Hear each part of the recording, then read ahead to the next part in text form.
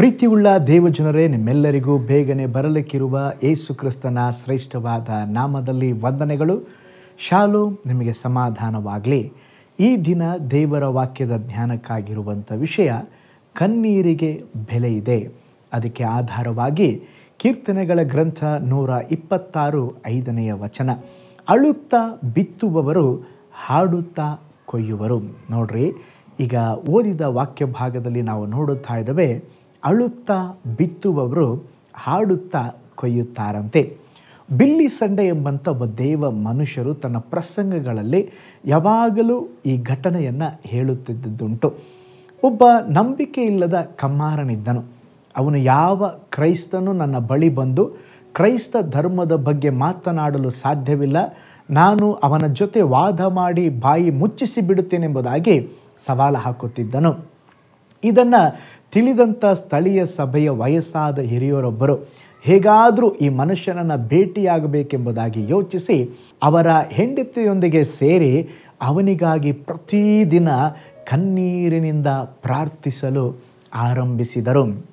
ಒಂದು ದಿನ ಆ ಹಿರಿಯರು ಆ ವ್ಯಕ್ತಿಯನ್ನು ಭೇಟಿಯಾಗಿ, ಸ್ನೇಹಿತನೇ, ನಿನಗಾಗಿ ನಾವು ದಿನನಿತ್ಯ ನಾನು ಮತ್ತು ಹೆಂಡತಿ ಪ್ರಾರ್ಥಿಸುತ್ತಿದ್ದೇವೆ ಎಂಬುದಾಗಿ ಹೇಳುತ್ತಿರುವಾಗಲೇ ಆ ಹಿರಿಯರ ಕಣ್ಗಳಿಂದ ಕಣ್ಣೀರು ಬರುವುದಕ್ಕೆ ಆರಂಭವಾಯಿತು. ಆ ಕಮ್ಮಾರನು ಆ ಕಣ್ಣೀರನ್ನು ಕಂಡಾಗ ಆ ಸ್ಥಳದಲ್ಲೇ ಅವನು ಮೊಣಕಾಲೂರಿ ಯೇಸುವಿಗೆ ತನ್ನ ಜೀವಿತವನ್ನು ಒಪ್ಪಿಸಿಕೊಟ್ಟನು. ಅವನು ರಕ್ಷಿಸಲ್ಪಟ್ಟನು. ನೋಡ್ರಿ, ಕಣ್ಣೀರಿಗೆ ಬೆಲೆ ಇದೆ.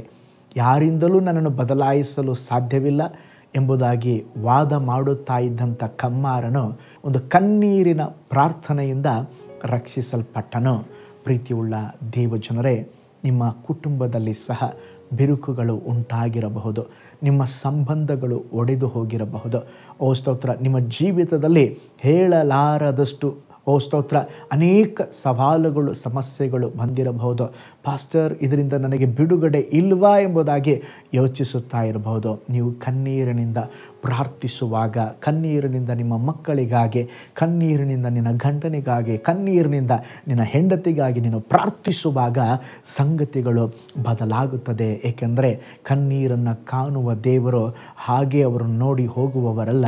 ನಿನ್ನ ಕಣ್ಣೀರನ್ನು ಕಂಡು ನಿನ್ನ ಜೀವಿತದಲ್ಲಿ ಒಂದು ಅದ್ಭುತವನ್ನು, ಬಿಡುಗಡೆಯನ್ನು ಮಾಡುವ ದೇವರಾಗಿದ್ದಾರೆ. ಒಂದು ನಿಮಿಷ ಕಣ್ಗಳನ್ನು ಮುಚ್ಚೋಣ.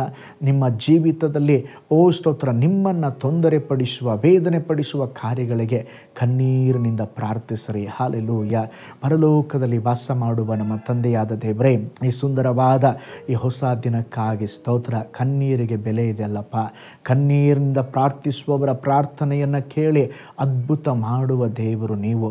ಈ ದಿನ ಕೂಡಪ್ಪ ಅನೇಕ ವಿಷಯಗಳಲ್ಲಿ ಸೋತು ನೊಂದು ಬೆಂದು ಇರುವ ನಿನ್ನ ಮಕ್ಕಳಿಗಾಗಿ ನಾವು ಪ್ರೇಯರ್ ಮಾಡ್ತೇವೆ. ನಿನ್ನ ಮಕ್ಕಳ ಕಣ್ಣೀರನ್ನು ಕಾಣ್ರಿ, ಕಣ್ಣೀರನ್ನು ನೋಡ್ರಿ. ಅವರ ಜೀವಿತದಲ್ಲಿ ಒಂದು ಅದ್ಭುತ ಸಂಭವಿಸಲಿ ಎಂಬುದಾಗಿ ನಾನು ಪ್ರಾರ್ಥಿಸ್ತೇನೆ. ಈ ಹೊಸ ದಿನಕ್ಕಾಗಿ ಕೂಡ ಸ್ತೋತ್ರಪ್ಪ. ಈ ದಿನದಲ್ಲಿ ನೀವು ನಡೆಸಿರಿ, ಬಲಪಡಿಸಿರಿ. ನಿಮ್ಮ ಹಸ್ತ ಪ್ರತಿಯೊಬ್ಬ ದೇವ ಮಕ್ಕಳ ಜೊತೆ ಇರಬೇಕೆಂಬುದಾಗಿ ಪ್ರಾರ್ಥಿಸ್ತೇವೆ. ಯೇಸುವಿನ ಹೆಸರಿನಲ್ಲಿ ತಂದೆಯೇ, ಆಮೇನ್.